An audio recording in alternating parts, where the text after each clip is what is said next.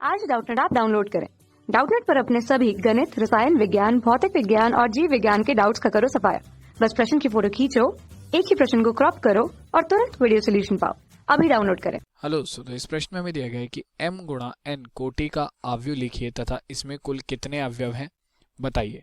तो देखिए, एक अवयव जब हम लिखते हैं तो उसमें जो उसकी कोटि होती है, जैसे कि यहाँ पर हमें क्या दी गई है m गुणा n, तो यहाँ पर जो हमारा पहला पद होता है वो दर्शाता है हमारा पंक्तियों की संख्या को और दूसरा पद दर्शाता है हमारी अवयवों की संख्या को। ठीक है, तो अगर मैं बात करूं तो यहाँ पर हमारे a1 पहला पद तो हमारा दर्शाता है पंक्तियों की संख्या को और दूसरा पद दर्शाता है स्तंभों की संख्या को, ना कि अवयवों की संख्या को। तो यहाँ पर हमारा m दर्शा रहा है पंक्तियों की संख्या को और n दर्शा रहा है स्तंभों की संख्या को। ठीक है, तो a1 a2 a3 और ये हमारे कहाँ तक चलने चाहिए, n स्तंभों तक। इसी प्रकार b1 b2 b3, ठीक है, और कहाँ तक, n स्तंभों तक। ठीक है, और ये जो हमारी पंक्तियां ये चलनी चाहिए हमारी m पंक्तियों तक। ठीक है, या फिर मैं यहाँ पर लिख सकता हूँ, ठीक है ना, तो ये m पंक्तियों तक चलनी चाहिए क्योंकि इसमें हमें दिया गया है कि m और m गुणा n कोटि है। तो m हमारा दर्शा रहा है पंक्तियों की संख्या, n दर्शा रहा है स्तंभों की संख्या।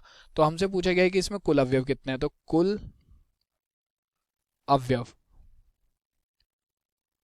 तो देखिए अगर हमें किसी भी अवयव के कुल अवयव निकालने होते तो हमारे पास दो तरीके हैं। या तो मैं क्या करूं कि मैं उसके अवयवों को गिन लूं, ठीक है, या फिर अब देखिए जैसे ये हमारा कुछ ज़्यादा ही बड़ा अवयव आ गया है, जैसे कि ये अवयव है, यहाँ पर हम बता नहीं सकते कि कितने अवयव है, हम आराम से गिन नहीं सकते। ठीक है, तो इस प्रकार के अवयवों के लिए हम क्या करते हैं, हमारे पास है क्या, अगर हम अवयव में पंक्तियों की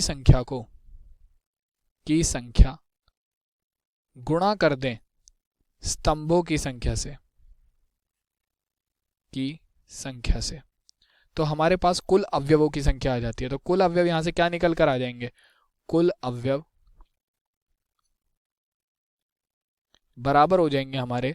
तो मैंने क्या बताया था कि हमारा जो पहला पद होता है वो दर्शाता है पंक्तियों की संख्या को और दूसरा पद दर्शाता है स्तंभों की संख्या को।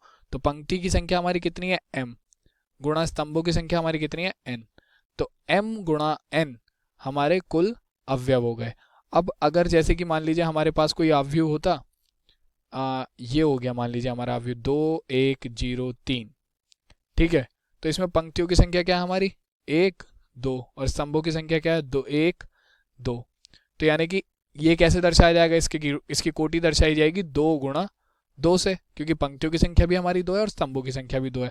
तो अगर मैं इसके कुल अवयव निकालना चाहूँ तो मेरे पास दो तरीके हैं, तो मैं इसे गिन लूँ 1 2 3 और 4, तो 4 आ गए। या फिर मैं क्या करूँ, इसकी पंक्तियों की संख्या की गुणा जो कि हमारी 2 और स्तंभों की संख्या की गुणा जो कि हमारी 2, उनके आपस में गुणा कर दो। 2 गुणा 2 हमारे कितने हो जाएंगे, 4।